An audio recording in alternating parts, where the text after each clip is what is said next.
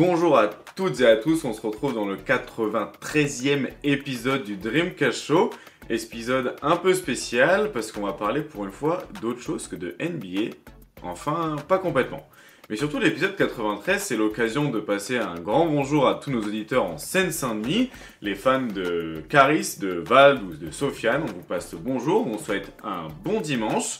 Et nous, on se retrouve tout de suite pour parler de Dylan Harper en NCAA et pour se projeter un petit peu dans la draft 2025. Pour ça, on reçoit Titouan d'Envergure et du podcast Le Trèfle, et aussi on reçoit Baptiste qui est tout simplement chez lui sur le Dreamcast Show. On se retrouve tout de suite après le jingle.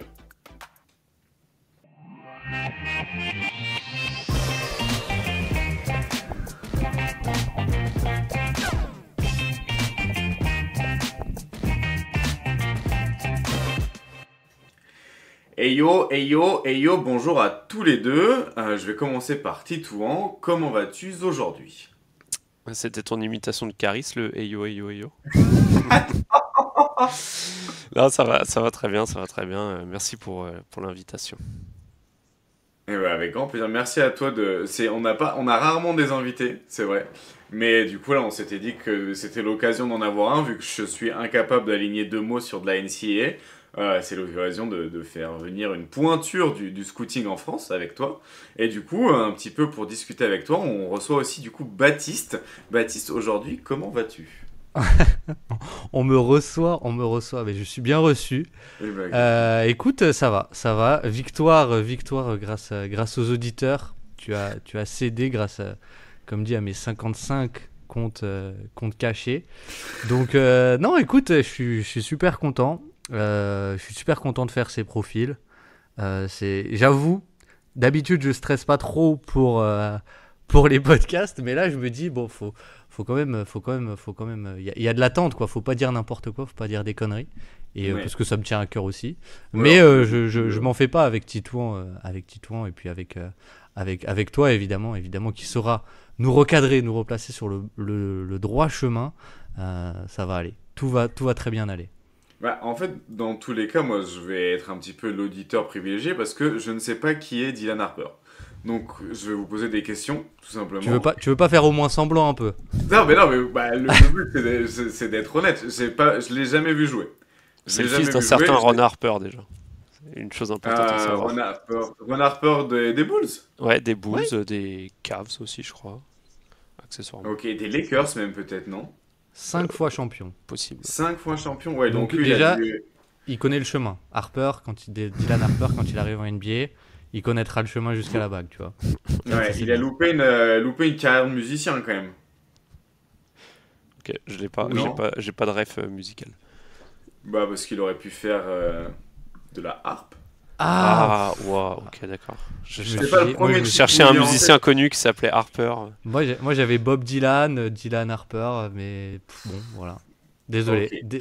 Franchement, bien faux pas. départ. Du coup, on parle d'un porteur de balle, un garde d'1m96 d'après les envergures annoncées, un 6'9 du coup, avec, si j'en crois ma fiche, 2m8 d'envergure. À quel point, du coup, déjà, un profil comme ça, quand vous le voyez arriver en NCAA, vous vous dites, là, c'est quasiment sûr qu'on va le scouter parce qu'il y a un profil top 3 quand il est au lycée. C'est quelque chose de... une recrue 5 étoiles, comme ils appellent ça aux États-Unis. Du coup, au début de la saison, avant que la saison commence, Titouan, un petit peu, c'est quoi tes attentes sur Dylan Harper? Et est-ce que tu te dis vraiment, lui, ça va être un des gars à suivre absolument à côté de Cooper Flag? Bah, déjà, c'est vrai qu'il y a ce fameux ranking de plusieurs boîtes en fait qui classent les prospects en fait avant qu'ils arrivent en NCAA. Et Harper était en fait tout ce qu'il a fait au lycée, il a toujours été à chaque fois dans les compétitions. S'il n'a pas été MVP, il a été numéro 2. Et en fait, à chaque fois qu'il a été numéro 2, c'est pas de chance pour lui, mais en fait, il est dans la même cuvée qu'un certain Cooper Flag. Et en fait, alors moi personnellement, je regarde pas de high school parce qu'il y a Ok. que 24 heures dans une journée. Mais tous les retours en fait sur son lycée étaient positifs, enfin sur ses années lycée. Et en fait, quand on t'annonce un joueur qui est un porteur de balle, potentiellement un créateur d'attaque et que tu vois les mensurations, en fait, bah, rien que ça, ça t'attire vers le joueur et l'analyse du joueur parce un gars qui peut créer de l'attaque en avoisinant les 2 mètres et en plus c'est un joueur qui physiquement est quand même assez tanké, forcément c'est très positif dans une NBA où les porteurs de balles sont de plus en plus grands. Ok. Et est-ce que par exemple le fait qu'il soit gaucher, c'est aussi un des aspects où vous vous dites ça va être un profil un petit peu différent de ce qu'on peut voir à l'habitude? Parce que j'ai quand même l'impression, peut-être que c'est un biais de confirmation parce qu'il y a eu très bon gaucher, mais j'ai quand même l'impression qu'il y a un petit peu parfois un upside chez les scoreurs d'être gaucher. Qu'est-ce que t'en penses, Baptiste? Ah, Titouan avait l'air de vouloir y aller. Ah bah non, non, Mais bah allez-y, aussi moi je donne tu je donne donnes des des billes. tickets, après ça reste, on est là pour s'exprimer, hein. Je pourrais faire l'extra passe. Non, mais c'est vrai que pour le coup, j'avais pas pensé à est-ce que si le fait qu'il soit gaucher, ça joue. Mais c'est vrai que de suite, et c'est vrai avec tous les gauchers, c'est quelque chose qui se retrouve beaucoup dans son jeu, que ce soit, tu vois, dans sa mécanique de tir, c'est un truc de... Enfin, j'ai toujours trouvé que les gauchers avaient une mécanique de tir de gaucher assez particulière, que ce soit dans les finitions, ils ont beaucoup plus tendance à chercher leur main gauche, etc. Mais, euh, mais c'est vrai que ça joue pas forcément. Après, je sais pas ce que tu en penses, Titouan. Moi, ça m'a pas influencé, en tout cas au début, parce que bah, pareil, déjà que la NCA, de base, je m'étais dit au début de l'année, youpi la vie, cette année, on va faire 30 profils de draft, on va scouter 60 mecs. Au final, bon, déjà, je vois que faire la loterie, ça va être compliqué. Mais donc, j'avais pas scouté, tout ça pour dire que j'avais pas scouté le lycée. Mais ça a pas joué le fait que ce soit gaucher, mais ça se retranscrit quand même vachement, je trouve, dans son jeu, quoi. Ouais, ça se retranscrit, mais moi je pense pas, je pense que c'est un peu surcoté ce truc. Je pense pas qu'il y ait vraiment un réel impact sur le long terme sur le fait que tel joueur soit gaucher ou droitier, pour la simple et bonne raison que, surtout en NBA où en fait chaque joueur, surtout chaque joueur un minimum compétent est scouté, enfin il y a un staff, il y a des staffs super grands en fait qui vont scouter n'importe quel joueur pour chaque attaque, décortiquer chaque attaque. Un joueur qui est gaucher, qui débarque en ville pour jouer le soir, je veux dire, le staff adverse le sait qu'il est gaucher. Ils sont au courant, c'est Ouais. pas une surprise. Et même les joueurs NBA qui vont défendre sur lui, ils vont peut-être se faire avoir sur le premier drive. Et derrière, c'est bon, ok, je sais qu'il est gaucher, je sais que par rapport à ce que j'ai l'habitude de défendre, je vais Mm. devoir me tourner et en fait bah, le diriger de l'autre côté de ce que j'ai l'habitude de faire quand je défends. Donc je pense pas que ce soit un vrai problème, genre ah il est gaucher, c'est bon, tous les systèmes défensifs de NBA vont être caduques. Mis à mal. Ouais, ouais. Mais après, c'est vrai, je pense que limite plus c'est. Je sais, je sais pas du tout, comme dit, moi je sais pas du tout si ça joue sur nos habitudes de défendre un gaucher, etc. Mais c'est vrai qu'en NBA, je pense que c'est pas le cas. Mais limite, je sais pas si c'est plus un défaut, mais tu vois, par exemple, si je pense à James Harden, à De'Aaron Fox, à tous ces porteurs de balles un peu gauchers, ou Jalen Brunson, c'est des passeurs qui sont quasiment incapables de passer de la main droite. Ça, c'est vrai. Mais au final, est-ce que ça leur porte vraiment préjudice? Bah, je pense pas non plus. Je pense que tu vois, c'est des exemples où ça va plutôt bien, quoi. Au final, des joueurs qui passent des 2 mains, c'est plutôt rare. Donc Oui, le fait qu'ils soient gauchers, bon, voilà, quoi. c'est c'est- c'est ce que j'allais dire, c'est que de toute façon, enfin, oui, ok, t'as un gaucher, il a du mal à passer de la main droite, mais t'as un paquet de passeurs droitiers qui ont du mal à passer de la main gauche, en fait. Enfin, comme tu Oui. dis, un passeur qui est compétent des 2 mains, au final, c'est rare, et je pense pas que ce soit lié au fait que de base il est droitier ou de base il est gaucher. Ouais, je suis Ok, donc d'accord. là-dessus, donc il y a pas, c'est ni une limite ni quelque chose qui change totalement un petit peu l'approche que vous avez sur un profil comme ça, quoi. Non, Moi, c'est juste qu'il va faire des ouais, choses différentes, en fait. Mais, oui, enfin, C'est un trait de son profil. oui, c'est pas, c'est ni positif ni négatif, c'est genre juste oui, un une- aspect du profil, une qualification en plus ou en moins, quoi. Mais Oui, c'est ça, ok. exactement. En termes de profil, moi, il y a un truc qui me saute assez vite aux yeux quand je regarde les statistiques. C'est les statistiques au cercle, où je vois qu'il est à 69% de réussite au cercle, en étant assisté sur seulement 17% de ces tirs-là. J'ai une petite Et ça, question. que les lay-up, parce qu'il y a les dunks aussi, mais bon, voilà quoi. Ouais, Les dunks, alors très oui, peu. du coup, il est aussi à 10. Bon, si on prend les dunks avec en plus, c'est vrai qu'il est à 10 sur 10 sur ses dunks. Donc bon. Mais tout ça pour dire que, en termes de finition au cercle, 69% avec seulement 17% de paniers qui sont assistés au cercle. Dans mon référentiel à moi, qui est la NBA, c'est presque élite. Est-ce que c'est des choses qu'on retrouve souvent en NCAA ou est-ce que c'est un truc du coup qui génère un énorme upside dans son profil et qui le différencie vraiment un petit peu des autres? Bah, alors, je vais juste relancer Titouan dessus. Je prends juste la parole. Mais en plus, là-dessus, ce qui est intéressant, c'est qu'il a connu un petit 2-3 matchs en janvier ou février, enfin début d'année 2025, où il n'était pas forcément en réussite aussi au cercle. Donc voilà, donc en réalité, avant cette slump, il avait des pourcentages encore meilleurs. Et malgré tout, ça, c'est des pourcentages qui, je sais pas, peut-être que certains l'ont vu, mais j'ai plus réussi à retrouver la capture d'écran, mais c'était un tweet qui avait pas mal tourné de comparaison en fait avec d'autres joueurs de NCAA.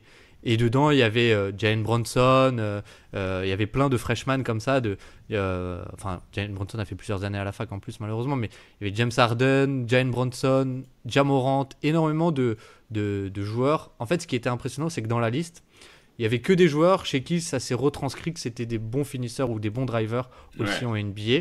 Donc je pense que, en tout cas, la data nous donne un indicateur que déjà, c'est un bon finisseur au panier. Après, et je pense que, je vais juste lancer Titouan, mais je pense que c'est quelque chose qui se voit aussi assez facilement avec le film, n'est-ce pas, Titouan? Oui, oui, surtout qu'en plus, c'est 69%. Alors, c'est vrai qu'il n'y a pas des protecteurs de cercle aussi élites en NCAA que ce qu'il peut y avoir en NBA. Mais par contre, l'autre penchant de la NCAA par rapport à la NBA, alors encore plus à Rutgers, où le niveau de l'équipe est abyssal. Mais en fait, c'est le spacing aussi. Et c'est ça qui peut donner l'eau à la bouche, c'est qu'en fait, il arrive à avoir 69%. Et encore, Azad, tu parles de la réussite, mais il faut voir le volume qu'il prend. Je me rends pas compte le volume, si c'est beaucoup 150 sur la saison. En fait, c'est surtout sur son régime de tir. C'est 150 sur. Il en prend 300, Ouais. 350, je crois, un truc comme ça. C'est un peu moins de la moitié. Ça fait, j'avais noté, 44%. 44% de son régime total de tir, c'est des tirs près du cercle.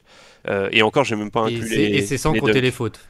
Oui, et j'ai les pas fautes. inclus les dunks, ni les lancers francs, effectivement. Mais non, c'est. En fait, le régime de tir est parfait. Et c'est vrai que tu te dis. Ça, dans un joueur comme ça, dans un spacing NBA, ouais, ça fait plus que de donner l'eau à la bouche. Mais ça, c'est pas étonnant parce que le joueur en plus c'est un gros driver du coup avec un bon handle et il est très crafty et en fait qui lui permet de passer assez aisément son adversaire. Et en fait, il est très bon pour baisser son centre de gravité parce que du coup, forcément, il est plus grand qu'un paquet de joueurs qui les défendent. Parce qu'on l'a dit, il joue, enfin, c'est porteur de balle et en fait souvent il est défendu par les gardes adverses qui font rarement 2 mètres. Et du coup il est souvent plus grand et vu qu'il est quand même, il est bon pour baisser son centre de gravité et qu'il est assez fort sur le premier pas. En fait, une fois qu'il a passé les pauses, c'est fini. En fait, il est trop rapide, trop costaud pour faire son retard. Et du coup, tu as vraiment ce mix en fait entre explosivité et taille qui fait que en fait il est plus costaud que la plupart des gardes qui le défendent et plus rapide que la plupart des ailiers qui pourraient potentiellement le défendre. Et si on reste un peu sur la finition, moi ce que j'aime bien, c'est que du coup il y a un énorme volume parce qu'il arrive à y aller presque à volonté. Peut-être qu'on pourra parler comment est-ce qu'il arrive à aller autant au cercle avec son handle, etc. et tout ce que tu as dit. Mais tu vois, sur la finition, même rien que sur les dunks déjà, c'est assez marrant d'aller voir les dunks de Dylan Harper parce qu'en fait, souvent tu t'attends à un lay-up et en fait, je trouve que c'est surtout sur ces dunks où tu vois qu'il a une grosse envergure, c'est que tu t'attends à un lay-up et il arrive à le dunker. Donc déjà, ça montre un peu que l'envergure, je sais pas à combien elle sera au combine, mais elle est réelle. Mais ce que j'aime bien avec lui, c'est ce que tu as dit, c'est que quand il drive, il arrive à bien baisser son centre de gravité, mais il arrive à redémarrer et à être assez équilibré et en fin de drive en fait. Et il y a pas mal de drives sur pick and roll où il va aller un peu dans le trafic, baisser son centre de gravité pour créer l'écart. Et à la fin de son drive, il va réussir à être équilibré et à remonter verticalement, et que ce soit notamment, je trouve que ça se voit sur un aspect, c'est qu'il arrive beaucoup à faire, par exemple ce que Scoot Anderson n'arrive pas du tout à faire, et je pense qu'on a complètement, moi le premier, sous-évalué au moment de sa draft, c'est, tu vois, il arrive du coup, vu qu'il est équilibré et gainé, à prendre son impulsion des deux pieds et attaquer le contact et être gainé au moment de finir, ce qui fait que grâce à son envergure qui est plutôt bonne, même s'il il l'utilise pas comme, tu vois, comme Shea qui l'utilise pour trouver des angles assez dingues, mais il y a ce côté où il arrive à attaquer le contact, absorber le contact parce qu'il est plutôt bien gainé, et aller chercher une finition, au panier avec un angle ou avec pardon, beaucoup de touchés de balle, quoi. Ok, mais du coup, ça fait quand même un profil qui paraît assez exceptionnel. Est-ce que c'est pas, est-ce que ça peut se retransmettre dans une ligue où du coup, physiquement, il va moins dominer? Parce que là, du coup, ce qui fait que c'est aussi impressionnant le volume au cercle sur drive et aussi la réussite, c'est parce que du coup, il joue quand même face à des joueurs qui sont pas Ouais. forcément bah, son équivalent physique, entre guillemets, il a un petit peu un avantage là-dessus de ce que j'ai l'impression de comprendre.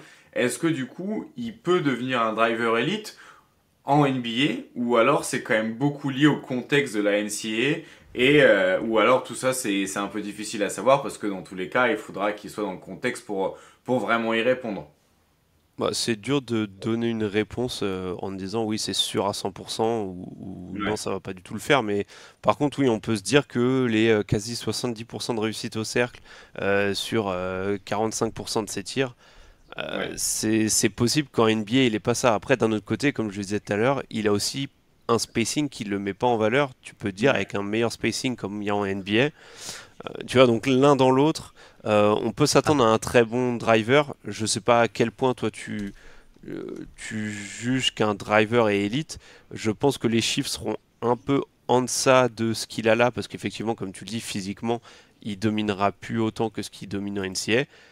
Après, NBA ou NCAA, ça reste un porteur de balle de quasiment 2 mètres, de 100 kilos, Ouais. avec une envergure.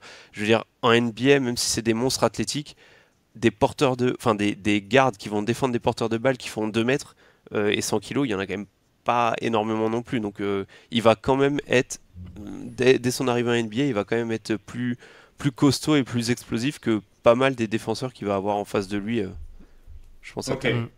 hmm. Moi, je pense qu'il y a un truc de qu'est-ce qui fait qu'un joueur est un bon driver en NBA. Et du coup, bah, je pense que le premier pas, c'est vrai que peut-être c'est là où je pense il y aura un peu de différence avec les joueurs NBA aussi. Parce que là, son premier pas, il est bon, hein, mais il n'est pas élite. Mais Ouais.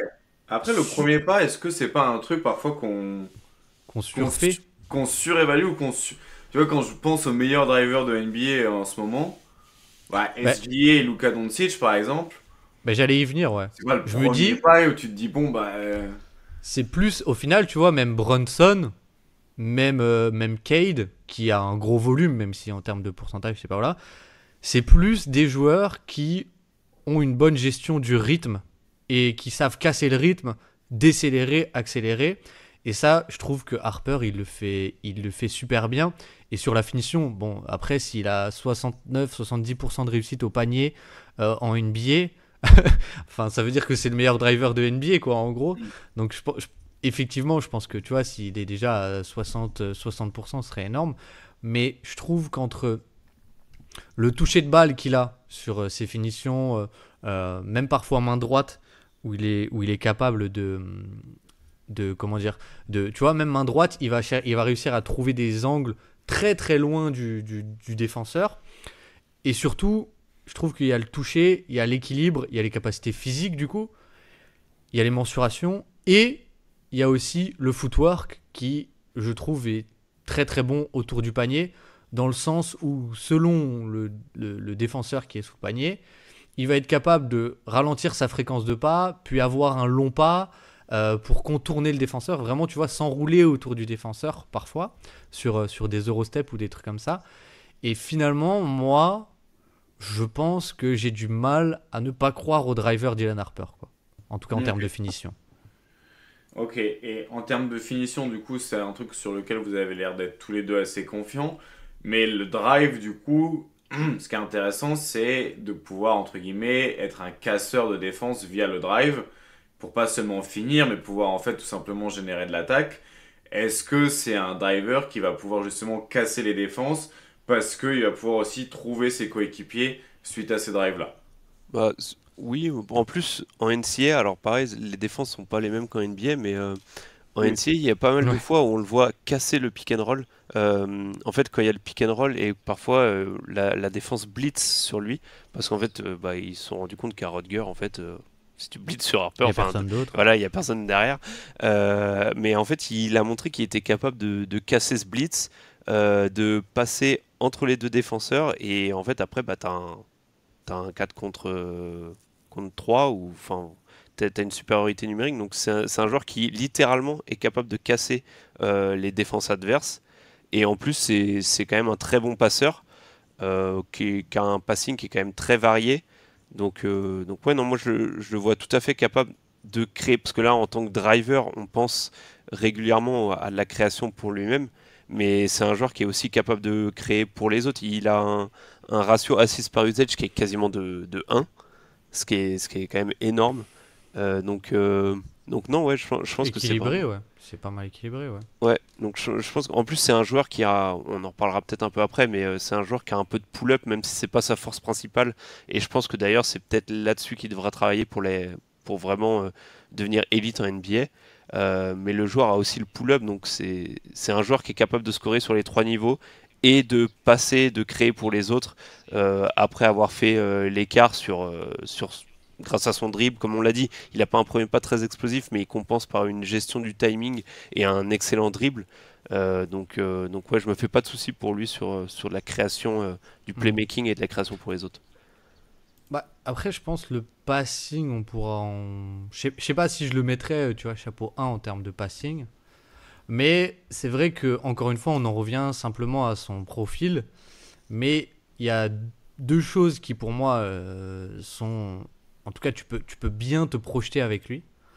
C'est sa capacité, ouais, encore une fois, à gérer le rythme, c'est-à-dire vraiment sur ses crosses entre les jambes ou des dribbles dans le dos. Il est extrêmement. Bah vraiment, pour le coup, juste sur le dribble, il me fait un peu penser à Bronson dans le côté très saccadé, tu vois. Dans le côté, je vais complètement endormir mon défenseur et d'un coup, bah, j'accélère en fait, j'accélère, mais très très brusquement, brutalement, et c'est un peu moins, on va dire, en mode élastique comme Shea ou Kyrie Irving ou des joueurs comme ça. C'est vraiment plus sur un côté très brutal, très d'un coup, je casse complètement le rythme de mon dribble, et grâce à ça, bah ouais, il arrive à split la défense. J'ai rarement vu un joueur split le pick and roll comme ça en NCA, et je suis complètement d'accord avec Titouan.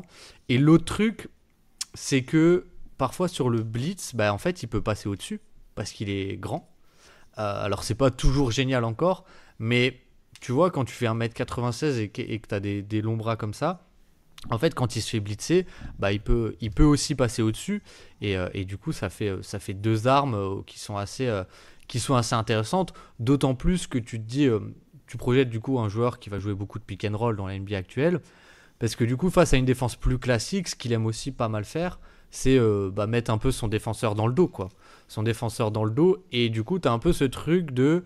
Il a déjà, je trouve, beaucoup de répétitions sur beaucoup de couvertures différentes. Parce que, bah, comme on l'a dit à Rutgers, il y a pas grand monde à scouter à part lui. Bon, il y a Ace Bailey, évidemment, mais tu vois, pour les défenses adverses, bah, eux, en fait, ce qu'ils font, c'est que tu as tout intérêt à blitzer parce que bah, face à si tu sors le ballon des mains de Dylan Harper, bah il y a pas de connecteur, il y a rien, donc c'est un peu gagné, c'est un peu gagné quoi. Après t'as des défenses parfois qui tu vois ce matin du coup je regardais le match face à je sais plus contre qui c'était Texas A&M je crois, un truc comme ça, et où il se fait d'ailleurs match débile hein. Match franchement j'ai failli couper le début de match, les deux équipes sont en tout terrain, en pression tout terrain. Et du coup, bah, c'est pour un spectateur, tu vois, comme nous, qui cherche à regarder un peu les petits détails, c'est un peu chiant. Mais je trouve que, tu vois, sur la gestion du blitz, parfois, c'est peut-être là où il n'est pas encore parfait, mais vu qu'il a la taille, je peux pas mal me projeter avec lui aussi, quoi. Ok. Après, le problème du drive aussi, comme vous parlez un peu du shoot, il y a des joueurs qui ont des très bons premiers pas. Je pense à par exemple Jaden Ivey. mais qui sont pas énormément menaçants sur drive, parce que les défenses ont aucun mal à passer sous les écrans, qu'ils aient le ballon ou pas d'ailleurs. Parce que de là à pas être une menace de tir sur pull-up et les défenseurs passent en dessous, ça peut arriver. Même ça arrive à des superstars NBA. Mais d'avoir des joueurs qui passent en dessous, même off-ball, ça peut être un peu plus compliqué. Donc en termes de menace de shoot, c'est comment vous l'évaluez pour l'instant sur sa saison NCAA? C'est ce que je disais tout à l'heure, enfin c'est ce que j'avais émis un peu, c'est là où pour moi ça va être vraiment ce qu'ils appellent le swing skills en fait d'Harper.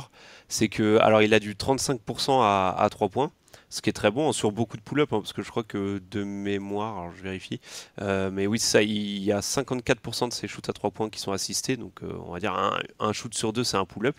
Donc 35%, sachant qu'un shoot sur deux est un pull-up, c'est quand même des bons pourcentages. Mais en fait, si tu décortiques la stat et que tu regardes sur les matchs, très souvent, c'est plutôt les shoots assistés en fait qui vont rentrer et les pull-ups où il est un peu plus en délicatesse. Et il peut en mettre, mais je pense qu'en NBA, clairement, vu le driver que c'est, vu la rim pressure qu'il est capable de mettre, et qu'en plus c'est un Ça pass. va passer en dessous. Voilà, vu et que c'est un passeur compétent, je pense que les défenses, elles vont se faire avoir deux, trois fois, et au bout d'un moment, on va dire, mais tu sais quoi, en fait, on va arrêter de passer au-dessus, on va passer en dessous de tous les écrans, et si on doit se faire battre par son pull-up, bah, qui nous montre qu'il est capable de nous battre sur le pull-up. Donc clairement, son pull-up à 3 points, s'il veut être un porteur de balle primaire en NBA, ça va être clairement l'arme à peaufiner, on va dire. Et en plus, après, du coup, Azad, je vais te poser une question en plus. Ça va être tu vas pouvoir être chroniqueur aussi. Mais il y a un peu un débat sur sa mécanique de tir qui est pas magnifique, quoi. Qui est pas magnifique parce qu'elle est assez basse, en fait. Et je trouve que, bah, notamment à mi-distance, tu vois, je crois qu'il est pas très adroit à mi-distance, mais ça se voit pas mal que la mécanique de tir, elle est pas parfaite. En tout cas, quand il n'est pas complètement statique, bah c'est pas une voilà, c'est pas une mécanique de tir très comment on dit habituelle, mais pas habituelle, très conventionnelle, pardon.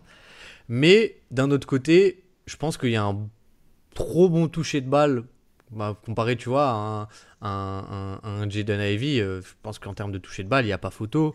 Ou même un joueur comme, tu vois, qui est-ce qu'il y a eu récemment, comme Scoot Henderson. Je pense qu'il a un meilleur toucher de balle aussi. Donc, j'ai envie un peu d'y croire avec lui. Et est-ce que cette mécanique de tir, justement, est-ce que, du coup, Titouan, tu y apportes de l'importance et Azad, parce que toi, je pense pour toi, parce que tu avais fait une interview il y a quelques temps avec un coach du shoot. Du coup, comment toi, tu dirais à quel point c'est important de la mécanique d'un joueur de 19 ans? Est-ce que c'est vraiment retravaillable? Est-ce qu'il faut la retravailler ou est-ce qu'il faut qu'il garde celle qu'il a et qu'il s'entraîne avec le plus possible pour la maximiser, quoi?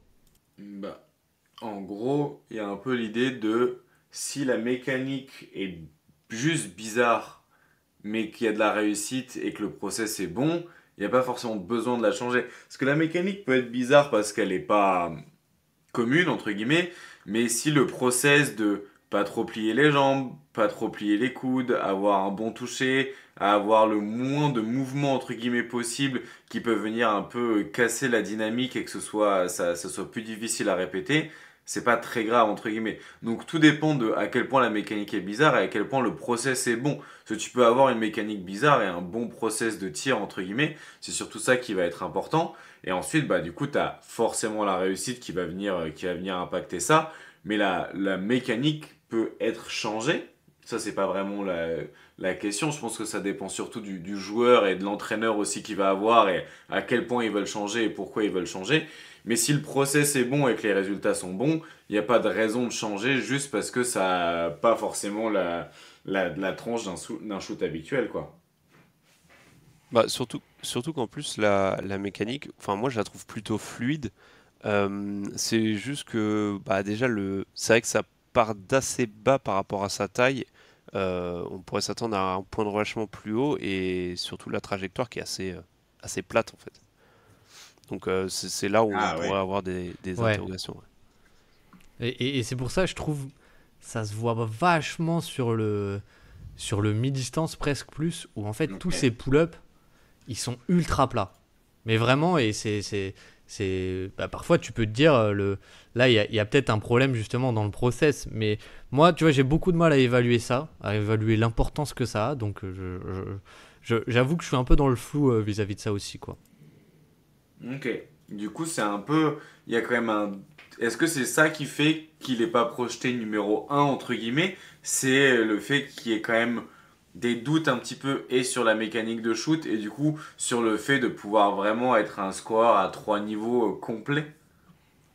Ouais, moi je pense que c'est. Bah, Enfin, il y a. je pense qu'il y a ça et le passing. Le Ouais. passing? Bah, en fait, il y a de plus en Je plus pense que ça joue. il y a de plus en plus de trucs qui sortent comme quoi Harper pourrait être le numéro un. Après, à quel point c'est des vrais avis ou est-ce que c'est pas juste pour Faut vendre essayer du de mettre papier, hein. ouais, essayer de mettre un peu de suspense parce que tout le monde se rend Ouais. compte que en fait, on sait déjà qui va être drafté quand. Mais par contre, oui, en fait, savoir si Harper sera un ou pas, c'est savoir si euh, un front office va le considérer comme un porteur de balle primaire. Euh, et effectivement, pour ça, un porteur de balle primaire dans une équipe compétitive en NBA, c'est un joueur qui est capable de mettre des pull-ups à 3 points avec une bonne efficacité. Et pour mettre un pull-up à 3 points en NBA, enfin, pour être un bon shooter sur des pull-ups à 3 points en NBA, il faut avoir une mécanique quand même globalement assez décente, même si finalement en disant cette phrase, je me rends compte que Tyrese Haliburton me fait mentir. Mais on Sort va du dire, cadre. voilà, on va dire que de manière générale, ça veut pas dire qu'il pourra pas, mais c'est juste que oui, de manière générale, on a tendance à. Enfin, les bons pull-up jumpers à 3 points ont une mécanique plutôt correcte, quoi. Donc, donc oui, clairement, c'est un point. Et ensuite, oui, effectivement, il y a le passing, même si moi, je serais peut-être un peu plus haut que Baptiste là-dessus. Enfin, disons que je suis pas forcément plus haut sur le côté passing, qui est pas élite, c'est pas Jokic-esque ou Doncic-esque.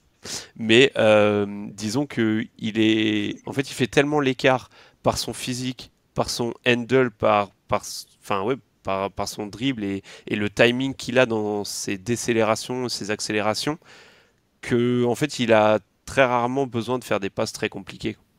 Donc c'est peut-être pour ça. Après, pour l'instant, en NCAA, en NBA, évidemment, les défenses seront autrement. Donc à voir comment il fait évoluer ça. Mais Mm.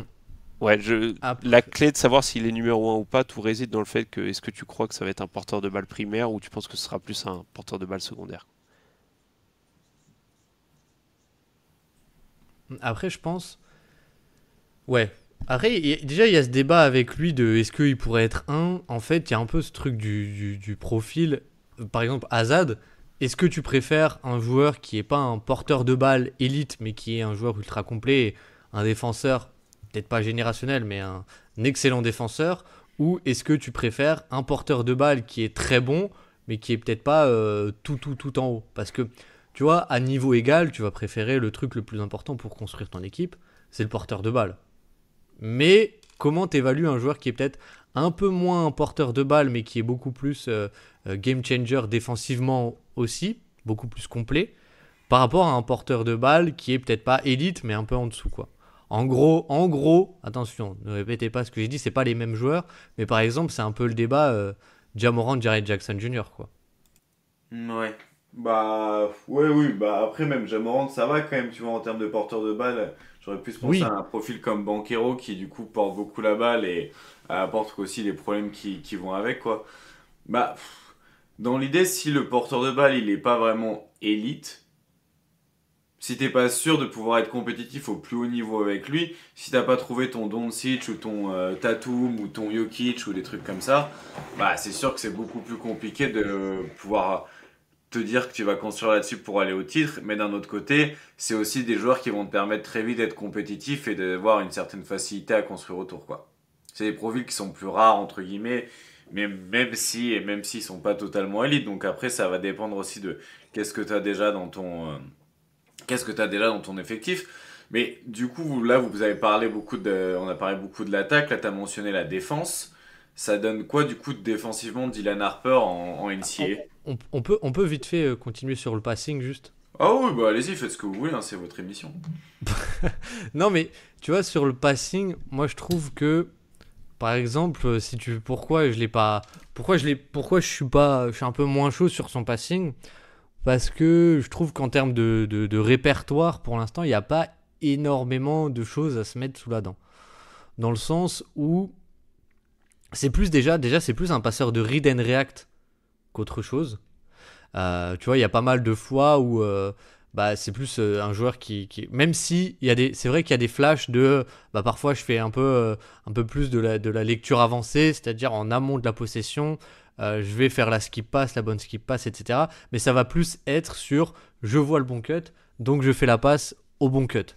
Ou par exemple, j'ai créé la séparation, j'ai attiré la défense sur drive parce que j'ai split le pick and roll, et ensuite je fais la passe au joueur dans le dunker spot.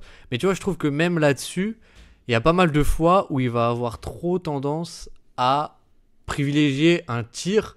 Par exemple, il y a 2-3 séquences que j'ai en tête là, où typiquement il va au panier. Et notamment une qui est, du coup, que j'ai en tête de ce matin, évidemment, forcément, biais de récence. Mais où il va vraiment au panier, il a créé le décalage, il y a un 2 contre 1, vraiment le joueur est seul dans le dunker spot, et lui il monte au layup et il fait pas la passe et il se fait contrer. Et tu vois, je me dis, ça, un porteur de balle élite, il fait la passe quoi. Enfin, il fait la passe, et il y a 2-3 fois où je me dis, là, c'est pas forcément le bon choix, c'est trop orienté scoring, même si bizarrement ou pas bizarrement, quand tu regardes les chiffres, l'assist par usage, c'est-à-dire la tendance à passer, est plutôt bonne justement. Mais malgré tout, tu vois, j'ai 2-3 séquences où je me dis, là, la lecture, elle est pas forcément élite, même sur du read and react, et c'est des lectures plutôt simples. Même si je suis d'accord avec Titouan, finalement, tu vois, il y a des flashs un peu partout à se mettre sous la dent. Avec lui aussi quoi. Mais je pense que ce sera un joueur qui, ouais, sera pas. Je pense que ça pourra être un porteur de balle primaire, mais pas à la Luka ou à la Trae Young. Ce sera pas un joueur héliocentrique. Je pense qu'il sera pas assez bon pour être héliocentrique, en fait. Et du coup, ça va plus être. Alors, c'est pas du tout les mêmes joueurs, hein, mais dans l'utilisation, un peu plus comme un Jason Tatum par exemple, qui en fait est le porteur de balle principal. Mais il n'est pas héliocentrique dans le sens où c'est pas tout la création de l'attaque vient de lui en fait. Comme un Jokic par exemple, ou un Luka ou un Trae en fait. Donc ouais, c'est peut-être ça la différence. Mais après, l'un n'empêche pas l'autre. Enfin, il peut quand même. Enfin, je veux dire, on a parlé, t'as cité Ja Morant par exemple. Je pense pas que. Enfin, Ja Morant n'a pas le passing non plus de Luka ou de Trae Young, et pourtant ça reste Non. un porteur de balle primaire plus que compétent. Tu vois. Oui, je pense qu'il faut pas qu'on prenne les exceptions pour les règles non plus quoi. Oui. C'est-à-dire, voilà, Doncic, Jokic ou même Trae Young, au final, c'est un peu eux les anomalies plus que la norme. Et tu vois, ouais, moi je pense que il y a un peu ce truc de, il est quand même très bon pour read and react, etc. Et il crée quand même beaucoup d'écart. Donc, au final, je suis d'accord, ce sera peut-être pas héliocentrique, mais tu as quand même un bon passeur, un très bon passeur. Et la question, c'est un peu, tu vois, c'est un peu le dilemme classique du scouting, mais c'est un peu Ricky Rubio. C'est-à-dire à quel point le scoring, il va être menaçant pour libérer son passing. Ou même Scoot Henderson. Scoot Henderson, au final, moi je pense toujours que le passing, il est là. Juste, son scoring, pour l'instant, il n'a pas forcément de gravité, quoi. Donc il y a un peu de ça. C'est pour ça que je pense qu'il y a le pull-up, mais je pense aussi qu'il y a un chemin où en fait c'est un tel driver, tu vois, un peu plus, en tout cas dans le registre Ja Morant, même si c'est pas un joueur qui est pas du tout aérien comme Ja Morant, quoi.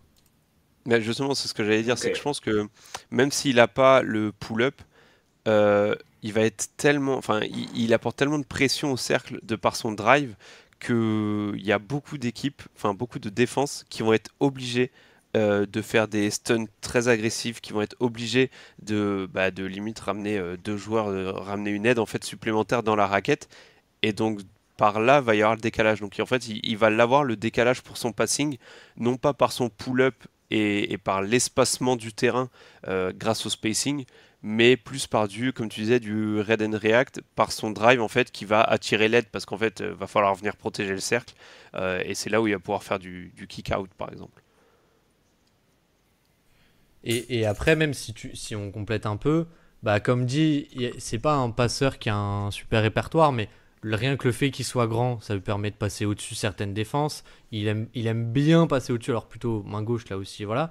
Mais tu vois, il arrive à passer alors que son dribble est encore en vie, entre guillemets. Donc ça, c'est plutôt encourageant. Il peut passer au-dessus. Passeur de lob, je sais pas trop où me situer, mais en tout cas, voilà. Mais rien que on va dire, c'est encore une fois cet outil physique et les quelques flashs qu'il a montré, tu te dis que, bah, au final, c'est super positif, quoi. Je pense que en plus un Harper, si tu l'utilises en tant que euh, joueur héliocentrique, je pense qu'il peut quand même t'apporter un niveau plancher plus que convenable.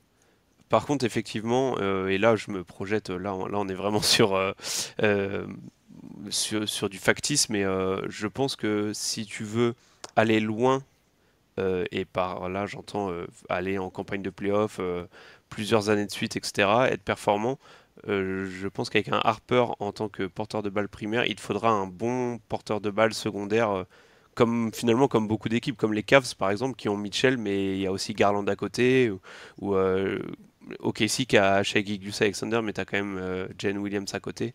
Enfin, comme tu disais tout à l'heure, en fait, les Luka, les Jokic, c'est plus des anomalies, en fait. Et en plus, tu vois, je sais pas ce que vous en pensez, mais dans la NBA actuelle, les modèles héliocentriques, ça existe plus vraiment. Oui. Dans le sens où Au final, il y a tellement Luka, ça existe maintenant même plus d'ailleurs. Ouais, voilà, il y a tellement de sources d'attaque différentes que, tu vois, le truc héliocentrique, que toute l'attaque tourne autour de lui, j'ai un peu envie de te dire, j'en ai rien à faire parce que, bah, on le voit plus vraiment. On le voit même plus vraiment aujourd'hui en NBA, quoi. Ouais. Après, on le voit plus parce qu'il y a peut-être pas les profils. Ouais, oui, parce qu'il faut que tu aies le joueur compétent pour. C'est pour ça que pour l'instant, il n'y en a plus qu'un, c'est Jokic en fait. Ouais, bah, parce qu'au final, c'est celui qui fonctionne, mais s'il y en a plus, c'est peut-être parce que oui, il n'y a plus les profils suffisants pour que ça fonctionne, entre guillemets. Harden, quand il était capable de le faire, il le faisait. Et Trae Young et héliocentrique, c'est juste que le reste du supporting cast n'est pas à la hauteur pour pouvoir vraiment le faire performer, quoi.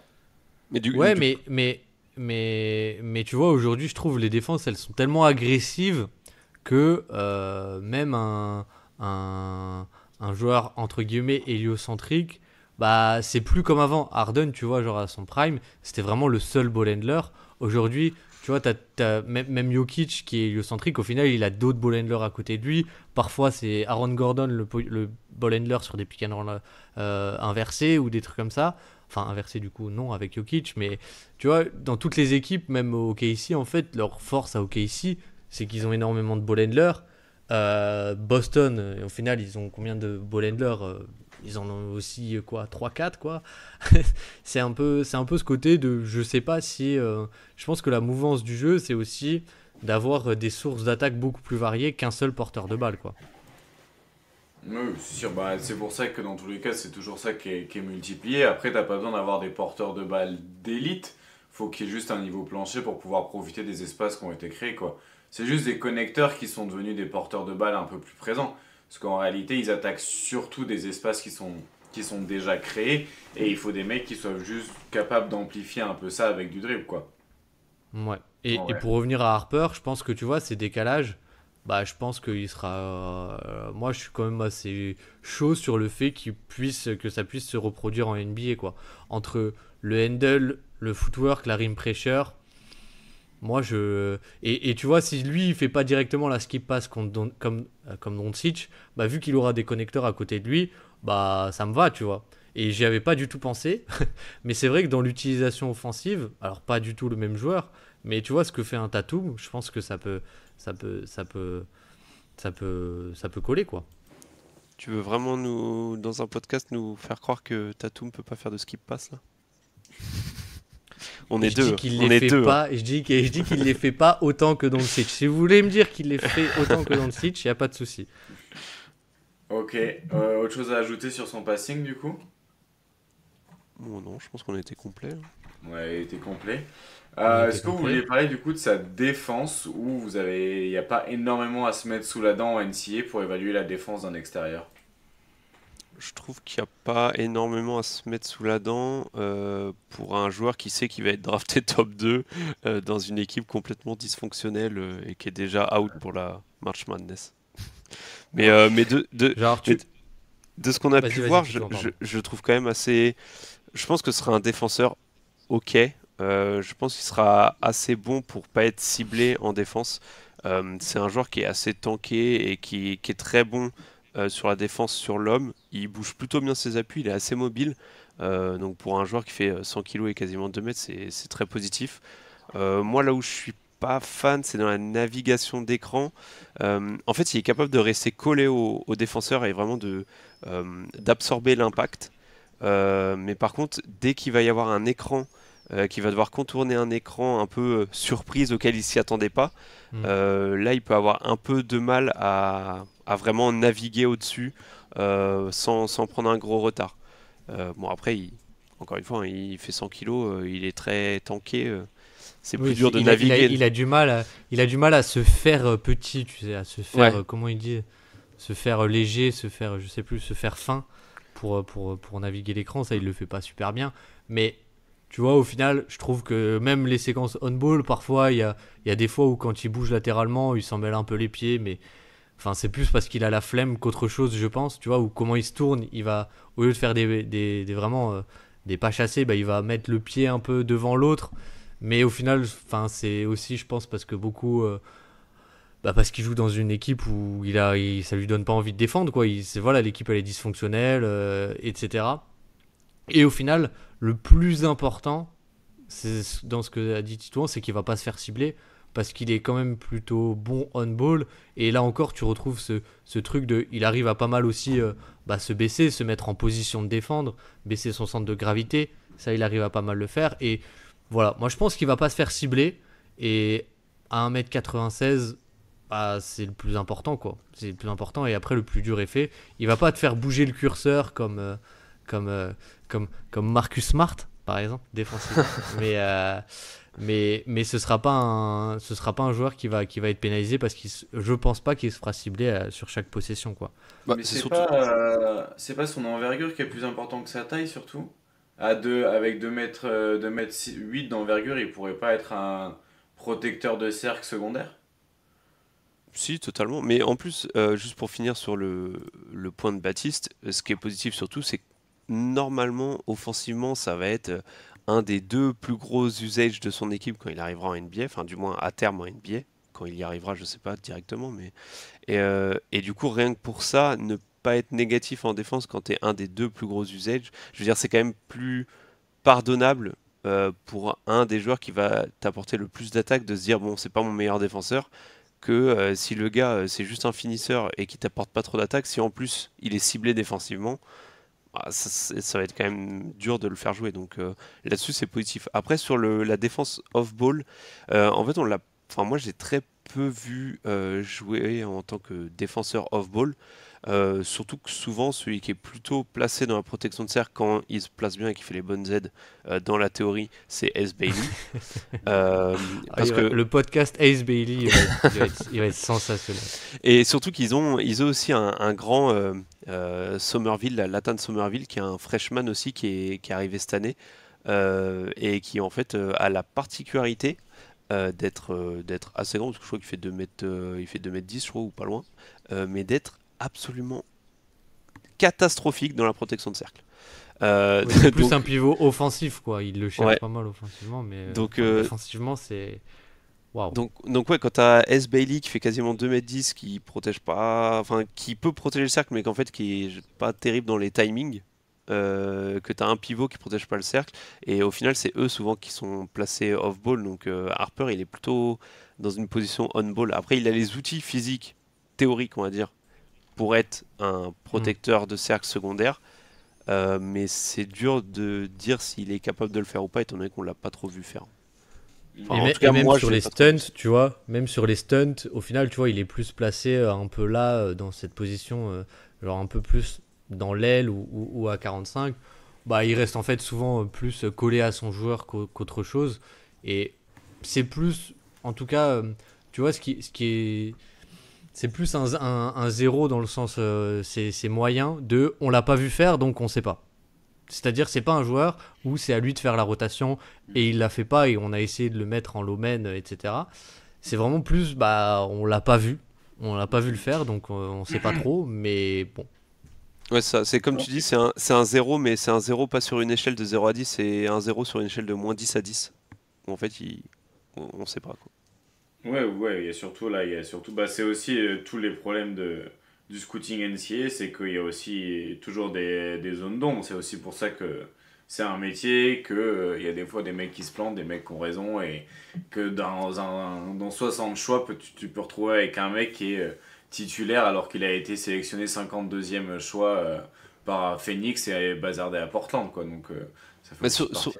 surtout que défensivement, encore plus défensivement, il y a une zone d'ombre qu'on ne sait pas, enfin qui est très dure à savoir, c'est Oui, à quel point c'est pas des demandes du coach, tu vois. Par exemple, oui, à quel point c'est lié au collectif, au contexte, quoi. ouais, et quand Baptiste par exemple dit bon bah sur les stunts, enfin quand il est en défense off ball dans le corner et qui fait pas vraiment les stunts, qui reste collé à son joueur, bah à quel point c'est pas une demande du coaching staff qui dit bon bah on a confiance, enfin on sait que ce joueur-là quand il va driver, euh, on a confiance dans sa médiocrité à finir par exemple, on préfère plutôt que vous le laissiez driver seul plutôt que vous fassiez des aides et qu'il y ait des kick-outs dans le corner par exemple. Tu vois, ça, c'est la zone d'ombre qu'on n'a pas. On ne sait pas à quel point c'est une demande du coach ou pas. Ouais. Et puis même, du coup, avec l'équipe un peu dysfonctionnelle, tu pourrais aussi le projeter potentiellement si c'est lui ton porteur de balle dans un truc de switch all. Bah pareil, au final ça switche pas beaucoup à Rutgers, donc tu sais pas trop. Tu vois que ça a l'air de tenir en tout cas sur les guards, et ça c'est plutôt bien. Tu peux le projeter avec son envergure et le coffre qu'il a sur des profils un peu plus grands, mais tu vois, au final on l'a jamais vraiment vu switcher. Et par exemple Harden, un truc de son profil, là où c'était parfait, c'est que bah au final, il était tellement tanké qu'il pouvait tenir des pivots sur du post-up quoi. Et c'est aussi pour ça, bon, c'est aussi pour plein d'autres raisons qu'on faisait ces schémas à Houston, mais tu vois, au final, défensivement, c'est assez dur à dire selon l'équipe dans laquelle il tombe. S'il tombe dans une équipe de switch all ou une équipe qui a un pivot défensif de drop, je sais pas moi, tu vois, je dis n'importe quoi, mais je sais même pas s'ils ont un pic, mais s'il tombe avec Rudy Gobert, c'est pas du tout pareil que s'il tombe avec un pivot, tu vois, qui ont des schémas de switch all, quoi. Encore une fois, j'ai l'impression de me répéter, pardon. Surtout qu'en plus, alors Et c'est quelque ben, chose est-ce que je. que si vous avez l'impression de commencer à vous répéter, est-ce qu'il y a des choses dont on n'a pas encore parlé, par contre, que vous vouliez ajouter un petit peu à son profil? Je pense que on a été complet sur son profil. Moi, je sais pas si on n'a pas assez parlé de son handle, dans le sens où tu vois, je trouve que même il perd très peu de ballons et ça c'est plutôt positif. Hmm. Mais non, on peut finir avec, tu vois, à, à quel point on y croit parce qu'il faut quand même un peu se mouiller, non, à la fin où je dis des conneries. Ok, ah, vous voulez qu'on fasse de l'entertainment un peu? Du coup, vous le prenez en quelle position sur cette draft? Voilà. Vous voulez Non, qu'on mais pose des questions? On va poser des questions, hein. Moi, je pense vas-y, que dis-toi. moi, je pense que je le prends encore en deux, mais je peux comprendre ceux qui le prennent en un si on croit vraiment à la capacité à être un porteur de balle primaire de haut niveau. On envoie des takes sur le Dreamcast Show!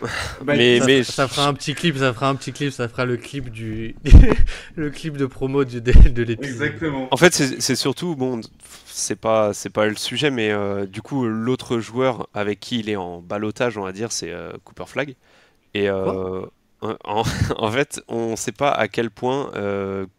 Enfin, moi, j'ai un peu plus de réserve sur la création, sur l'importance qu'aura offensivement dans la création un Cooper Flag. Et du coup, si tu dis que Cooper Flag, ça va être un monstre défensif, mais qu'offensivement, ça va entre guillemets être juste un très bon finisseur connecteur et que tu crois pas trop à la création vraiment potentiellement primaire de Cooper Flag, bah dans ce cas-là, ouais, enfin moi je serais pas surpris si quelqu'un me dit bah du coup je crois plus en la création individuelle en tant que porteur de balle primaire de Harper et que pour moi c'est un profil plus important. Parce que je pense qu'effectivement, ça rejoint ce que disait Baptiste tout à l'heure, mais le, le profil de porteur de balle primaire dans une attaque NBA, c'est normalement quand tu construis un roster, c'est la chose numéro un que tu cherches.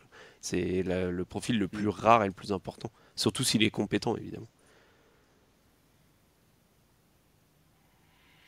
Du coup, C'est à moi là? bah, à part Non. si t'es totalement d'accord et que tu veux ajouter un truc. Non, mais en plus, oui, globalement, malheureusement pour l'entertainment, je Hmm. pense que c'est pas le cas qui va le plus diviser de cette draft. Ok, Après, parce que c'est assez, comme le cas est assez simple à évaluer, quoi. À ok, évaluer, c'est plus si tu crois vraiment pas en Cooper Flag et sa création et que tu values plus un porteur de balle, ouais, là, dans ce cas-là, peut-être il peut passer premier, mais bon, je pense qu'il va se faire drafter en deux le soir de la draft.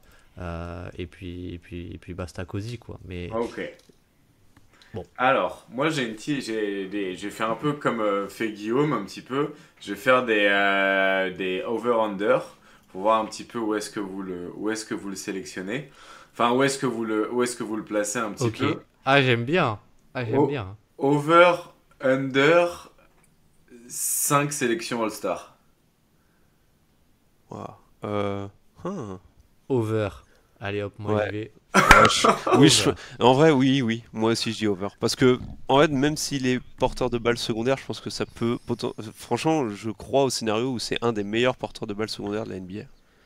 Ok, S'il tombe à l'est, c'est bon. Attends, ouais, ok. Jalen Brown, il en a combien? Ouais, Oui, ok. bon, Mais voilà. d'où ma question d'après.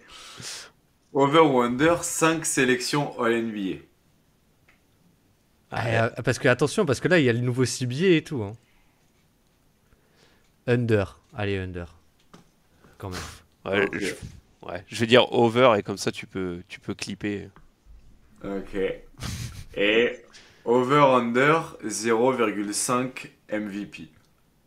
Non, under. Ouais, under. MVP c'est chaud quand même. Surtout que Jokic il va faire ça pendant 10 ans encore. Bah, Ok. et après il y a Wemby, quoi. Ouais, Oui, ouais, c'est vrai. c'est vrai, c'est vrai, c'est vrai, c'est vrai. Pas de bol, pas de Et, bol, pas de bol, et, pas de et, bol. et Ok. over ou under 0,5 rookie de l'année. Oh là là. Alors qu'on sait pas En où il vrai, va jouer. en vrai, ouais, bon, oui, c'est vrai que sans savoir où il va jouer, mais moi je dirais over parce que je pense qu'il y a le côté offensif qui va plus plaire aux votants que Flag qui en fait va plus être. Enfin, Ouais, mais, sa ah, carte d'entrée c'est la défense à Flag quand même. je pense que Flag, ils veulent trop en faire le porte-étendard des États-Unis, tu vois. Ah oui, c'est possible aussi. Ouais. Azad, over ou under 0,5 rookie de l'année. Ah, bon, super. Moi, c'est le seul rookie que je connais pour l'instant, donc je vais dire over parce que les autres, je les connais pas. Ah, bah voilà, c'est ton préféré pour l'instant. Pour l'instant, c'est ouais, C'est pour aussi l'instant, il celui a. que t'aimes le moins. Non, et moi j'avais juste une question. Alors je sais pas, Azad, t'as d'autres questions ou pas? Non, bah c'est bon, on a fait un bon tour. En vrai, moi, j'ai découvert quand Moi même j'avais bien de juste choses. une question, et du coup tu peux aussi y répondre avec le profil qu'on a un peu dressé. C'est plus. C'est pas tant les comparaisons ou quoi, ça j'avoue, et je l'ai dit, je suis pas forcément bon et ça me plaît pas forcément. Mais dans quelle équipe vous aimeriez le voir, vous? Dans quelle équipe t'aimerais voir Dylan Harper? Parce que là, il n'y a pas eu la loterie, donc tu vois, dans quelle équipe qui potentiellement peut être loterie, t'aimerais bien le voir? En vrai, par exemple, tu vois, en fait, le problème, c'est qu'ils sont allés chercher Ingram, mais je trouve que Toronto, il leur manque quand même un driver, un peu un casseur de défense. Et tu sais quoi? J'allais dire Toronto aussi. Parce que déjà, genre, tu vois, le bac court avec Quickly, ce serait la folie. Ah ouais. Son- Et il a eu son grand frère a joué à Toronto. Ron Harper Jr. a joué à Toronto. Fantastique. Bah voilà. C'est réglé, mais voilà, fallait juste suivre le Dreamcast Show pour savoir où il allait aller. Toi, tu le veux où, Titouan? Moi, en vrai, j'aimerais bien une équipe qui a été très dysfonctionnelle ces dernières années et qui, pour le coup, elle, si elle est en 1, elle pourrait prendre Harper en 1, que ça me choquerait pas, c'est Washington. Ouais, moi Parce j'aime bien que, Washington aussi. parce que pour le coup, Washington, vu qu'ils ont drafté Sarr, on pourrait Ouais. comprendre qu'ils se disent, bon, bah, Cooper Flag, j'allais dire entre guillemets, j'en ai pas besoin. Et du coup, ça pourrait faire sens parce qu'en plus, ils ont un paquet de potentiels connecteurs avec Koulibaly, avec Kishon George et tout ça, mais ils ont pas vraiment ce porteur de Et balle tout. Non, primaire. ils ont un... J'aime bien moi leur effectif. Là, j'ai regardé un petit peu des passages du match contre Toronto la nuit dernière. Et tu vois, même l'apport de Middleton, de Smart, même Richaun Holmes fait des passages intéressants et tout. Ouais, ils ont un Il leur effectif manque sympa. vraiment le porteur de balle numéro 1, je trouve. Bah ouais, surtout que Jordan Poole, il peut jouer à côté d'un gros porteur de balle ou en tout cas avec deux joueurs qui sont vraiment enfin qui sont très prédominants sur le ballon, donc ça peut être pas mal. Moi, j'aurais pas dit Washington, j'aurais dit Brooklyn. Ah ouais, mais Brooklyn, j'ai peu de billes, donc j'ai... Ouais, mais tu vois, du peu qu'on a vu, un bon système, tu vois, un Nick Claxton, si t'as un axe Claxton Harper, tu peux projeter des schémas de switch, ça peut être fun, ça peut être fun. Et puis Ouais, au mais moins, moi, ils ce ont que déjà j'aimerais Cam bien Thomas. avec lui, ouais, moi, ce que j'aime bien avec lui, et j'allais dire, c'est que j'aimerais bien le voir dans une équipe où il a vraiment des responsabilités la première année, quoi. Et bon, Brooklyn, ce serait pas mal, mais Toronto, ce serait. Tu vois, en plus, dans les schémas de Toronto, ce serait très très cool, je trouve. Ok, bon bah Toronto alors. Toronto, deuxième choix. C'est validé? Ouais, comme ça, Allez. on dit pas San Antonio à chaque fois, quoi. On dit pas. Tu Allez, vois. vendu, Ouais, de toute façon, vendu, sucru. San Antonio, ils seront en 1 et ils auront Cooper Flag pour faire une raquette flag Wemby, hein. Ouais, super. Oh là là. T'as déprimé tout le monde. T'as déprimé tout le monde. Bon, et ben merci à tous ceux qui nous ont écoutés jusqu'au bout. Merci à Titouan d'être venu nous apporter un petit peu sa lumière sur la NCA. Merci à Baptiste d'avoir inventé des comptes YouTube et Twitter pour me forcer à faire un épisode sur la NCA. Et du coup, bah, on va se retrouver pour d'autres épisodes sur les futurs rookies en NBA plus tard sur le Dreamcast Show. Moi, je vous souhaite un bon week-end, un bon dimanche et je vous dis à la prochaine. Ciao. Bah voilà!